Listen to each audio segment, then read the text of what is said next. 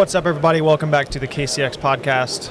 I'm your host, Brandon. Justin is not here. We actually have a surprise special guest. We have Grant from Urable. What's up, brother? How's it going? Awesome, man. How are you? We just met like 30 seconds ago. We 100% did. So, introduce yourself to the people. Tell us what you do. Yeah, so I'm Grant Menard, business director for Urable. Been with them. I was actually their 5th user back in 2019. So I own a detail shop, Menard Premium Detailing, out of Pennsylvania. I've been running and operating on its own solely. So I exited that business in 2021. And it was solely based off of the system Urable by helping me basically be able to see the business anywhere in the world. Nice. So then we're coming out with some really cool things with this partner platform and coming and connecting with you guys and all your users as well and bringing in some purchasing power directly into the system. All right, right on. So give us like a breakdown of what Urable does. Yeah, so Urable is best known for being a business management software. Okay. So it's able to handle all your scheduling for you, your payment processings, long-term reminders, a lot of workflows and automation that's involved as well. And the whole goal is to basically allow your business to run better by giving your customers a phenomenal customer experience. Okay, so it's messaging, between the business and the customer. Between the business and the customer. Okay. Yeah, but then it's also giving you analytics on the back end too, so you can actually jump into the software and look at, what's your revenue, how much you got to pay in taxes, what are the top performing services that are going out, and what's timeline as well. So how much PPF did you do versus ceramic coating versus detailing window tint.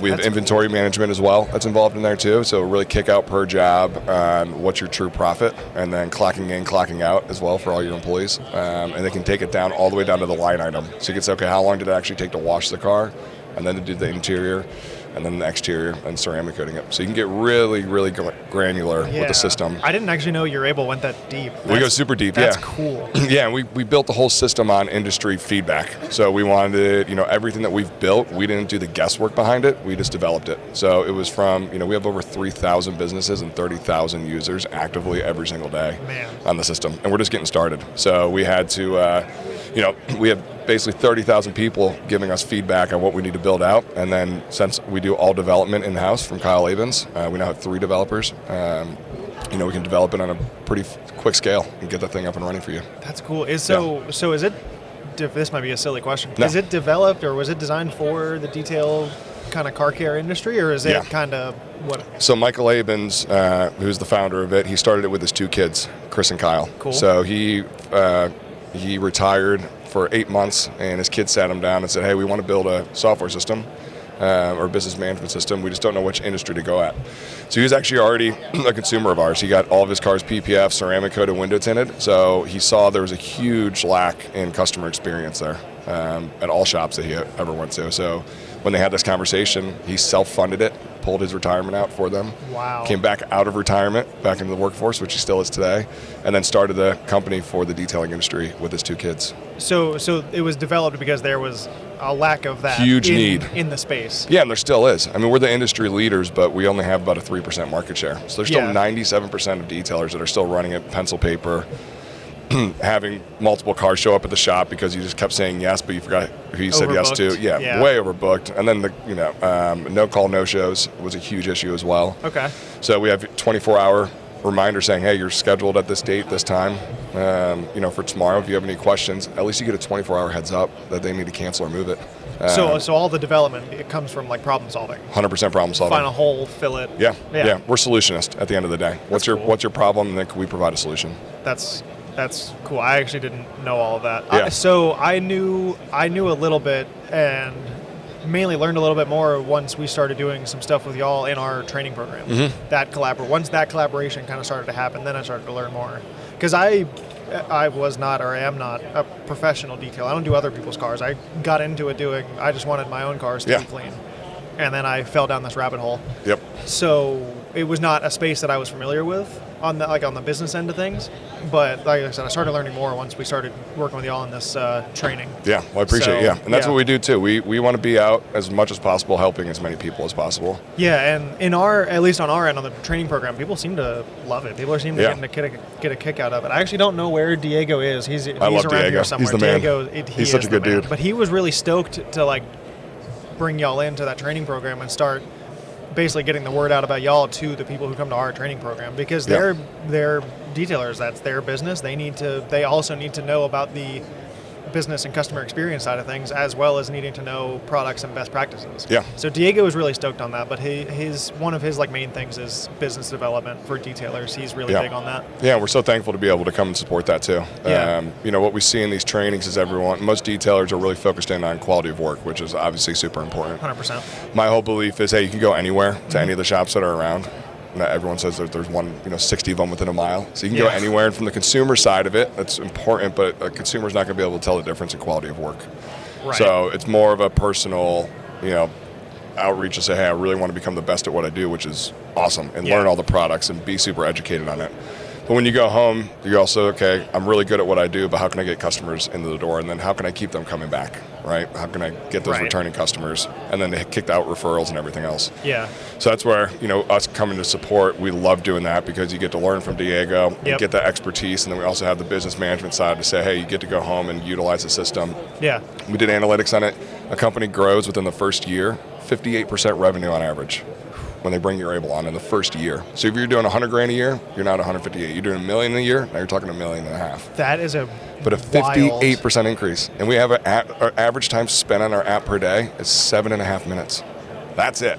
That's an insane statistic. Yeah, so that's how much this thing does for you. Once you set it up, which doesn't take much time, we have a full customer support team that does that for you. You come through, we'll do a whole account setup for you for free. That's what we do as part of it. And then once your account's set up and ready to go, it's deployed, and it's doing it all in the backwork for you. That's so cool. Yeah, it's cool. Yeah. So it's just all in one. You don't need to do. You can message through it. You can email through it. Yeah, we have a whole two-way messaging. So messaging, payment, scheduling.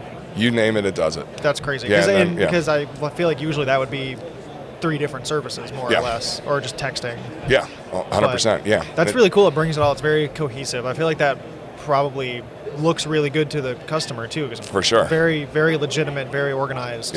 Things like that. Last year alone, we sent over 3 million text messages automated. That's cool. That the business is the one that's actually putting in the text to it. It's not like it's AI generated or anything, so it's coming with your language out. But we sent 3 million text messages automatically last year. We've done over $1 billion in processing through the system. Over $1 billion. And we only own 3% of the market. So when you're looking at this, that's why I love these analytics that we get to pull. Everyone's all nervous about, there's all these shops around me. I'm like, dude, 3% of the market's doing $1 billion a year. Mm-hmm. Do the math behind that. It's $30 billion a year, but go and grasp. In the U.S. alone, there's plenty of money out there and plenty of cars to be done. Yeah. Yeah.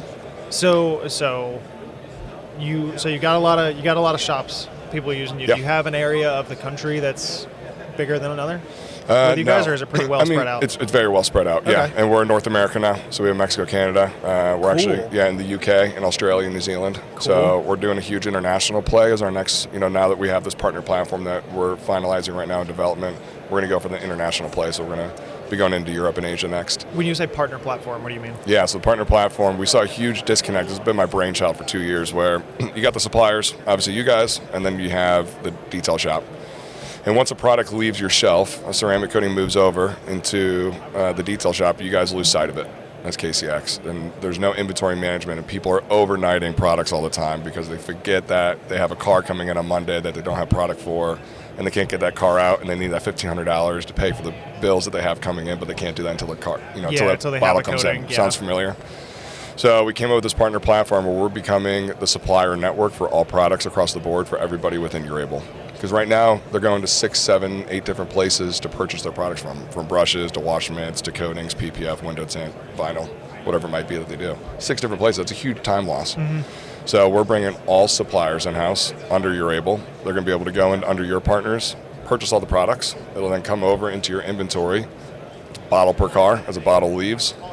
It knocks down your inventory management, and then it will notify you guys or whoever their sales rep is and themselves saying, hey, you got to order more products right now. You have 7 cars coming in next week, but only enough product to do 2 of them.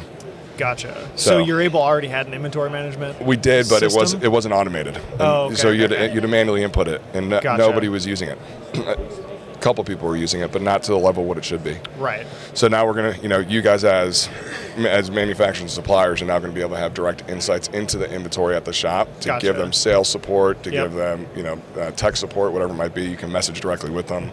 All the warranties will automatically be submitted. Automatically. No more handwriting them or going onto another site to type it in. Okay, gotcha. We got all the forms coming there, and then we just API in, and you can just purchase everything through it. That's cool because it brings just bridges another gap basically. Yeah, people are coining it as the Amazon of detailing is what we're building out, but we're just the the funnel for the products. It's still coming direct to you. We're not going to house any of the products. Yeah, but we just want to be that sales channel to bring it in. So so it gives them more of an automated inventory system and just the shopping, I guess, part of it. And that's phase one. Is just right there. Yeah, phase two that we're going to launch at SEMA of next year, but I'll tell you now because I'm so stoked about it, is that all your consumer grade products that you have that anybody can purchase that's outside of the certified network, all those products now at the shop level, we have something called the virtual shop.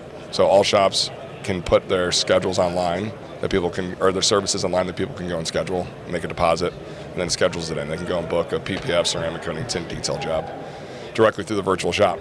So now we said, okay, well, people, especially right now, love to support small business, bigger than ever. Yeah. So we're now going to go and put all of your products and every product that's out there that's consumer grade on the virtual shop per shop. So now that they can go and sell your products to all of their customers. Oh my God. How do you think of this We stuff? have 1.5 million customers so far, and we're only at 3,000 shops. Oh my God. Yeah, we're doubling next year, so we're going to have 3 million customers next year. By the time SEMA rolls around next year, you guys are getting visibility into an additional millions of customers that are able to purchase your products. Yeah, that's awesome. They're actually like they supported a small business, but it drop ships directly from you guys to them. That's awesome. Yeah, that's super cool. I just try to think of cool, things that would benefit the shops. Like how can we get other revenue streams directly into the shops? We're going to bring in Turn 14 onto that too. Ooh, so now people are going to be doing exhaust tunes, intakes, motors, suspensions. Turn 14 does some cool stuff. They do incredible stuff. They're like 5 minutes from my house. I love going over there. Nice. Yeah, putting on my hard hat, walking around. I actually didn't know much about them until I saw their name plastered on the side of a Formula Drift car, and then I kind of was like, what are they all about? Yeah. They're cool though. They do cool stuff. They win, SEMA's Distributor of the Year for the last 7 years in a row. Yeah, they're rad. They're massive. Yeah, they do crazy stuff. Yeah, millions of square feet. So let's pivot a little bit. Go ahead. Because I can see your booth from here. Yep. Tell us about that car you got in the booth. The R8. Yeah, what's up with that thing? So Tell Michael, us the story. so rolling it back, Michael, when he retired, bought himself that R8 as a retirement gift. Huge car nut. Yeah. Always big Audi guy.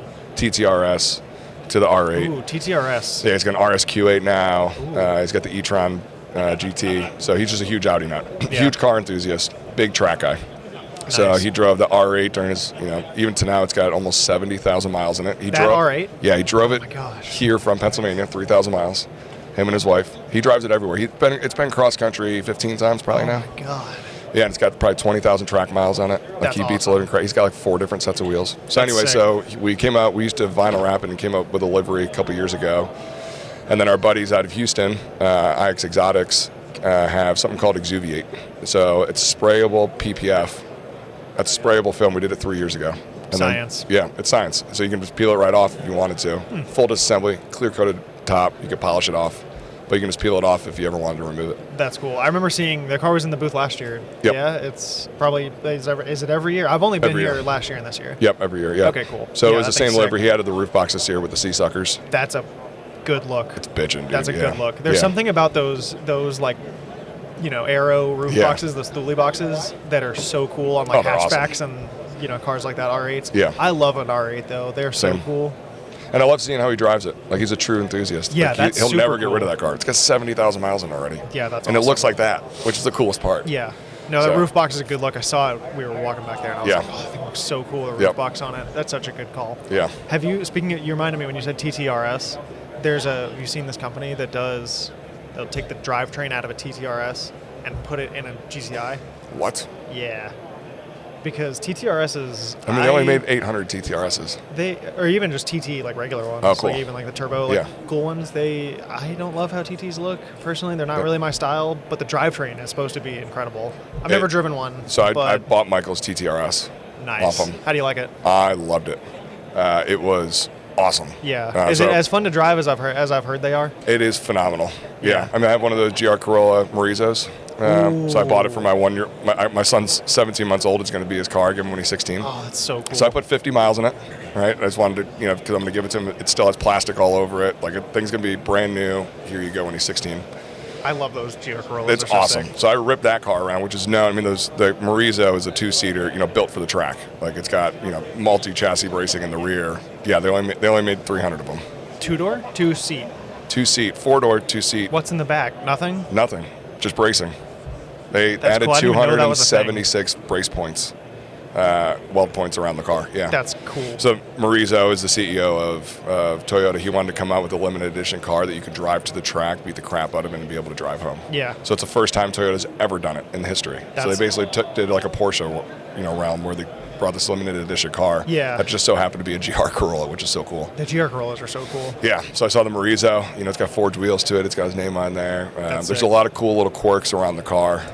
Even in the rear seat, it still has cup holders, but there's no seats back there, which is kind of funny, and the doors. Huh. And then they plated the windows in the rear, so you can't roll down the rear windows, only the front two, like a standard track car. That's so sick. Which is sick. Yeah. And they did like a lightweight carbon. They did all this stuff, and they saved like 30 pounds. So it wasn't like a huge saving, but the chassis bracing's nuts. So when you do that for this versus the TTRS, I would still choose TTRS. Ooh, okay. It's that good of a car. I would like to drive one or ride one. I've heard they're a blast to drive. They are an absolute blast. But I forgot what I was about to say about GR Corollas. Oh yeah, when that new Corolla, that same body style they're on, when they came out, when the hatchback came out, like the base model hot hatch, one, yeah. I was like, they need to make, because it's a hatchback and it looks cool, but the base model ones are just kind of, they're cars. Yeah. They're Corollas. And I was like, they need to make a cool version of this because this car looks really good. Yep. They just need to make it fast. Yeah, and they did. Yeah, and then GR Corolla. And I was like, It's got like 300 horsepower to it now. I'll tell you what I really want to come to the U.S. is the GR, the Yaris. Oh, The so little they're stubby looking one. at making a Yaris Marizo is kind of what they're thinking about bringing next. I want them to sell it in the U.S. I want to see one. Well, they're thinking about bringing it to the U.S. I would love it's much bigger. a GR Yaris. Yeah. That's why I love going overseas, dude. In Germany, it's all wagons. UK, it's all wagons. I'm a wagon guy myself. In hot hatch. So am I, and I went to London on my honeymoon. There's so many wagons. Everywhere. And they're all like cool ones. They're like BMW 2 Series wagons. Yep. Like they're all ones that like don't exist. Yep. It's so cool. Yeah, they're awesome. Yeah. Yeah, I got when my kid was born, I bought an RS6 and my license plate's dad wagon. RS6, dude. How Big many turbo. cars do you have? This is the third one you told me about. Yeah, I got a couple cars. Third sick car you've mentioned. Yeah, I mean, there's real estate investors that have like 50 houses. I just have 50 cars. So it's like, I'm just into cars. Yeah. I don't have that many. I have, 17, 18 cars now. What? Yeah. Bobby, do we have time for maybe a quick run through of that? If he wants to, I've seen the picture of the garage. You posted the other day. Yeah, Grant's garage, yeah. Sorry, Bobby's not mic'd up, so there was a weird pause there. That's anyway. okay. Yeah, what if we run through those real quick? Okay. We don't have to get on a tangent about all of them, but I want to So I'll start with Ford, I guess. Daly's a Raptor R. Sick. I have F450 dually. Sick. Love that thing. King Ranch. Ford Excursion 6.0, fully built. Love that thing. I love all of them. I bought a F-150 off of Gas Monkey Garage earlier this year when I was down there with Richard Rawlings. Drank way too much beer with him, and somehow I got convinced to buy one of his trucks. Yeah, actually, I'll time out there. We were leaving setup day, and he was hanging out at one of the booths right here, one of the rap booths or something. And shout out to my dad. My dad likes his show, so I walked up and I was like, "Hey, can I get a picture or whatever?" And I had a Miller in my hand. Yep. And he loves Miller Lite. He was like, "Where'd you get that?" I was like, Yeah, Rich and I hung out for 3 days when I was down there for System X for one of their trainings. So I did my thing with Urable, and I was just hanging out with him, getting to know him really well. Yeah. And we literally were drinking, garage beers, which is his beer. Mm-hmm. Or it was. They just sold the company, but I was drinking garage beers with him at like I thought garage beers was Travis Kelce and Jason. He actually was a huge component of that. Yeah, With them? Richard Rawlings, yeah. That's a weird combo of people. Yep. Anyway, back to that car collection. So there's that. I have my first car, my 07 Mustang GT. Still have Nice. that. So, people always say they wish they never would have sold their first car. I never sold it. A 67 GT500 Fastback. Okay. That's red, not the Eleanor. It's red on black. All right. Gorgeous car. That's 427 FE. I think that's all the Fords. Yep. And All then right. RS6. Nice. 11,000 mile 04 STI. Gentleman spec built. Java black on black. Java black on black. I love black on black cars. Yes. I had an S2000 that I got black on black, and it was. S2000s are awesome. They're so good. I actually sold it last year. The Sunday we got back from SEMA, I sold it. Damn. It happens. Yeah. We've all been there. Made 5 Gs on it though. Oh, it's a win. Yeah. Yeah. I'll sell anything. So everything's for sale. Yeah. I got Subaru Wise, so I got that. The STI. I have a 13 wide body that is finished on roadies. What wide body? I forget what the company's was. Mountain something. Oh, beats me. It's sick. I was It's thinking sick. like Liberty Walk, Rocket No, Body. Mountain Rider. Mountain Rider. Ooh, okay. Yeah. I have to look that up. It's Okay. beautiful. I'll show you. So I just finished. I put the car into the wall at the track, so I decided to wide body it like Good an idiot. call. That's what you got to do. I feel like that's necessary. It was total it or wide body. I said, let's go wide body. Exactly. Look at that. And then my favorite car that I own is my WRC inspired Bug-Eye. So that's why I did my U.S. Postal Service wrap. So I just wrapped it in that. Thing went viral. It was nuts. Nice. So I got that. Got my wife a GX 550. Oh, Honda Element for my dog called the Lucille Mobile. Dude, we can nerd out on Elements later. I love Honda Elements. Bro, it was my first car ever. It was a Honda. I put 167,000 miles on an Element. They're so cool. So I bought one for my dog. She was wrecking my wife's car. They're so cool. Everyone gives me a hard time for thinking they're cool. They're sweet. They're cool. Yeah. They got a lot of funky features. It's a ton. Yeah. I love it. Yeah, he's hose it out. And then just acquired a Hummer EV. Okay. Got the Hummer EV too, yeah. How do you like that? Love it. It's a cool car. I said I was never going to get back into EVs, but the GM of GMC called me and was like, hey, I got this car. It's your colors. You want it? And gave it to me for nothing. Backtrack. The GM of GMC called you, like, on your cell phone? Mm-hmm. Yep. I was like, I got this car. Yeah. Just came off an executive loan release. It had like 3,000 miles in it. He basically gave it to me for nothing. He's like, just keep our logo on it. I was like, all right. Fine. So I did a 2-year lease. I never leased a car before. So I was kind of, I like to own everything. Gets it done. Yep. And then motorcycles. A couple motorcycles. Okay. Yep. So just mix. Yeah. What kind of motorcycles? I have the MV Agusta. I have the bike that beat Ducati in the Worlds. Wow. Yep. So I have MV Agusta, so the F4. We're talking like street bikes, not like Harleys. I have a Harley. I have my dad's Harley. Yep. Road King. Cool. I got the FTR, the Indian FTR, 1200, Nice. full carbon fiber all the way down to the wheels. Cool. That's it for bikes. Yep. Nice. Okay. So I'm just a car nut. Yeah. Yeah. I love them all. I like weird stuff. I like cars, but I don't have that many of them. No, it happens. I have one now. Yeah. Like I said, I had my S2000. That thing was fun, but I sold it. It needed to go to a better home. It was a good car, though. It was an 03. I actually fit in those things, oddly enough. I was surprised that I would, too, but I think you're taller than me. Yeah, the only car, I had a Ferrari Lusso, the GTC4. I had that car for 6 months as I had my R6. I was kind of battling the both. Okay. That was the only, and then I was like, all right, I'm going to go get a 488. Don't fit in it. So I was like, all right, I'm going to go get a Storado because I fucking love Storados. Coolest car the Lamborghini's ever built. Yeah. Put a deposit on one, flew out, go sit in it, don't fit in it. Oh. It's S2000s, perfect. Porsches, perfect. Yeah. Well, S2000s, I always tell people, if you look at it from the outside, you wouldn't think a tall guy fits in it. The footwell, like the pedal box, goes way further forward than you think it does. It's like the Lotus, the Elise, same thing. I've never been in one. Oh, talk about a fun car. That car actually might be better to drive than the TTRS. Ooh, okay. It is that much fun. They're cool. That car is a go-kart. It's not fast. Is it the ones with the Toyota engines? I think they do. That Elise? Yeah. Yeah. The older ones, yeah. Yeah. Yep. There's a yellow Lotus Esprit over there. I haven't seen one of those in forever. Seen one of those, yeah. They're so cool. Yeah. All the Lotuses so are pretty. cool. Yeah. But it sucks being, my height because I can only fit in so many. I would have so many different cars by now, but yeah, I loved my S2000. It was so good. It was an 03 with a 05 motor in it. Oh, sweet. So it had the AP2 motor but the drive-by cable, not drive-by-wire. Yep. So, and then I had still the AP1 transmission in it, which means I had more torque from the AP2 motor, but I still had a 65 mile an hour second gear. Whoa. Because the AP1 transmission was a longer gear ratio. So you were tracking it? No, there was some things on the car that I didn't. The car had been a little messed with. It was on lowering springs, had some weird wheels on it, had some drilled and slotted rotors that I didn't put on there. And I was like, there's some things that are going to, if I track it, I don't know the structural stability of. And actually, when I sold it, I had a box. I had in a big box, I had coilovers that I got used, and they needed to be rebuilt. And I never sent them off to get rebuilt. And then I had all new. Dude, I had tow arms, tie rod ends, everything. You went all out. Everything for basically new suspension and all the geometry and alignment correcting stuff, and I never put it on. Damn. I always was like... So you sold the car with the parts? Yeah, I gave it. I was like... So I met him. So I knew the guy that bought it through... I used to work at O'Reilly, and so we met at one of the O'Reilly locations that we were both close to, and I basically asked my old boss, I was like, hey, I'm meeting a guy to sell my car. Can I leave a box of parts in the back of the store? And so he just went up and got them later. I just texted him. I was like, there's a box of all new suspension. Just take it.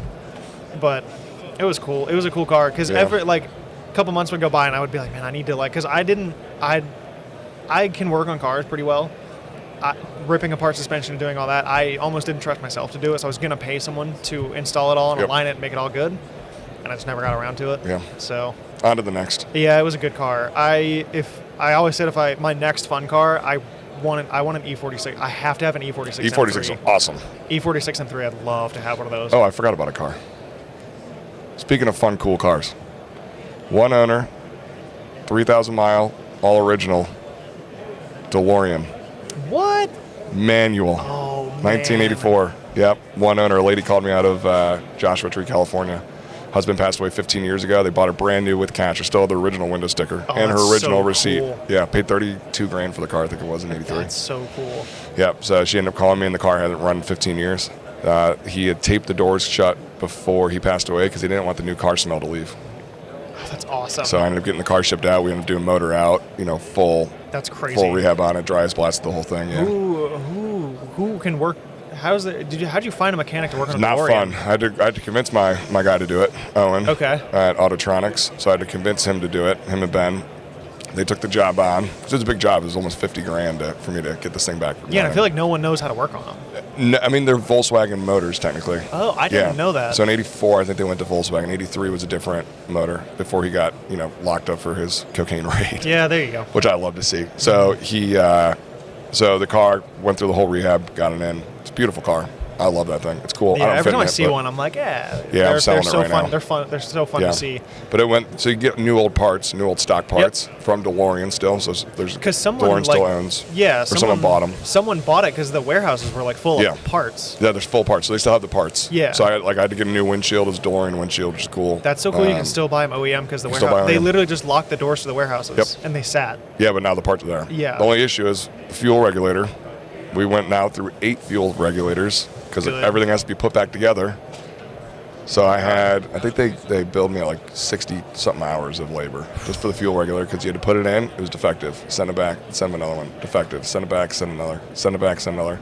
Had a good one for like 200 miles. Went again. Send it back. Send another. How long have you had this car? Bought it in January. January of this year? Yeah, I was on a cruise ship when she called me for my my cousin's post-wedding bachelor party. Okay. Longer story. And then she called me on the cruise ship. I had a couple Miller Lights, oddly enough. And I was like, So I didn't think the Deloreans were worth anything. So they're like, well, how much do you want? She told me she had an offer for the car already. So I just did a quick Google search. I was like, holy crap, these things are ripping. Yeah. Like, they're 6-figure cars now. I was like, there's no way that Deloreans are 6-figure cars. You used to be able to grab those things for like $20,000. Yeah, I feel like people just got onto the nostalgia of Back to the Future. Yeah, and it's really cool. Yeah. Yeah. I went to years ago when Caffeine and Octane, if you're from Atlanta, Caffeine and Octane, biggest monthly car show in the country. It was at another mall, and I went when it was there, and 5 of them in a line. There's like a little DeLorean club in Atlanta, and all 5 of them just all pulled in together and all backed into spots all together. And all my buddies were like, "That's cool." It's cool. Yeah. Yeah, it is definitely nostalgic. I've heard those are like not fast or fun to drive. They are fun to drive, but they're not fast. Got it. They're fun to drive because of the nostalgia side. Because of what they are. And they're analog, like it's cool. Yeah. But yeah, they're not. It's not an enjoyable ride. Are most of them manual or automatic? It's a solid mix. Yeah. Okay. Yeah, mine's manual. Okay. But to swap out the whole, the clutch and I have paperwork full of what it took. Oh, yeah, but it that's runs crazy. great now. That's cool. Yeah. So we're gonna be putting it up at Barrett. We got a Saturday night slot. So we're putting up Bear Jackson in January in AZ. That's crazy. Yep. See if it runs there. Unless it goes before. Could go to Mecum. Yeah. But we'll find a good home for it. We'll find a good home. Yeah. I'm sure it'll go to a good home, especially at Barrett Jackson or Mecum. That's all good cars. It's great cars. Have you ever been there, Barrett Jackson? No, I'd love to. Dude. I would love to do that. What an experience. Yeah. Do not get drunk at Barrett Jackson and have a number in front of you. Yeah. You will overpay and come home with something that's not good. Yeah, I would think I would just go and I think I would have to keep my hands in my pockets. Because if I move and they call me I can't. Well, it seems like every time I drink Miller Lite, I buy a car, so maybe it's more me than you. It's cause and effect. Yeah, I think it is. But yeah, no, I would love to go to Barrett Jackson or Mecum one day. That would be super fun. Yeah, they're sweet. I watch them on TV all the time, but... Yeah, you got to go to the Barrett Jackson, Arizona. That's the big one. Yeah. Yep, Is it in Scottsdale? January. Yep. Yeah, okay. Yep. Maybe I'll get KCX to fly me out. I want Justin, to if you watch this or listen to this, Justin, get me a plane ticket. Out. Yeah. Both flies out. Yeah, let's all go. Yeah, and Bobby. He'll film Bobby's it. definitely coming. He'll film it. I'll tell you what, actually. I'll talk make a straight. series. Talk straight to Justin here. If you're listening, I'll go to Barrett Jackson. We'll go to Barrett Jackson. We'll film it. I'll take product with me, and I'll detail Barrett Jackson cars. Boom. And actually, I'll watch. I'll detail your DeLorean, actually, when it goes. Okay. How about that, deal? Sure. All right. Easy. All right, well, that's our way in. Thanks for coming out, man. Thank Yeah, you of for course. explaining Urable to me. I now know, and like I said, it was Yeah, come good, check it out. We good got a getting 3D involved with all the visualizer too that we just launched as well. Sweet. Super realistic. It's awesome. Yeah, we'll come by and hang so out. come check it out. Yeah. All right. Thanks bro. for hanging out, man. You got it, dude. Tune in for our next special guest. Probably here we'll do it pretty soon, and then it should hit YouTube today, tomorrow, something like that. One day. Yeah. But stay tuned for the rest. See you guys. Bye-bye.